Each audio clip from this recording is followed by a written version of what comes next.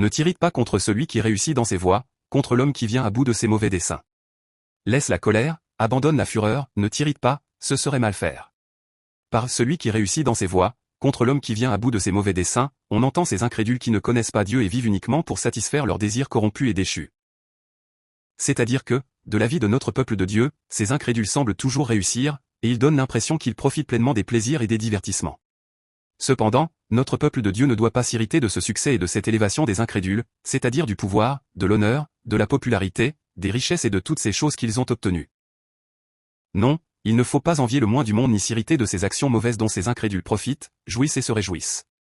Laisse la colère, abandonne la fureur, ne t'irrite pas, ce serait mal faire. Sous les termes colère et fureur, on entend ici un gronde et une irritation envers Dieu si grand que l'homme se met en colère devant Dieu. Cela signifie manifester de la fureur et se fâcher en disant « Comment Dieu peut-il agir ainsi avec moi ?» Alors que j'ai été si fidèle et dévoué à l'Église pendant tout ce temps, il donne à cet homme une telle bénédiction, et à moi, il ne me donne pas même un minuscule morceau. Cependant, une telle colère et une telle irritation ne mènent qu'à mal faire. Pourquoi en est-il ainsi? Parce qu'une telle colère et une telle irritation proviennent de mon manque de foi. En effet, si je me mets en colère et m'irrite ainsi, c'est équivalent à un acte par lequel on doute soi-même de l'existence de Dieu, on doute de son gouvernement et de sa souveraineté, et on doute aussi de la réalité du jugement de Dieu, du royaume des cieux et de l'enfer. S'il en était autrement, et que l'on possédait une foi correcte et ferme, on ne chancellerait jamais, on ne gronderait pas et on ne s'irriterait pas. C'est pourquoi envier le succès et l'élévation des incrédules et s'en irriter n'est qu'un acte pervers qui a abandonné Dieu et s'est écarté de la foi. Pour le répéter encore une fois, le jugement de notre Dieu est tout à fait certain.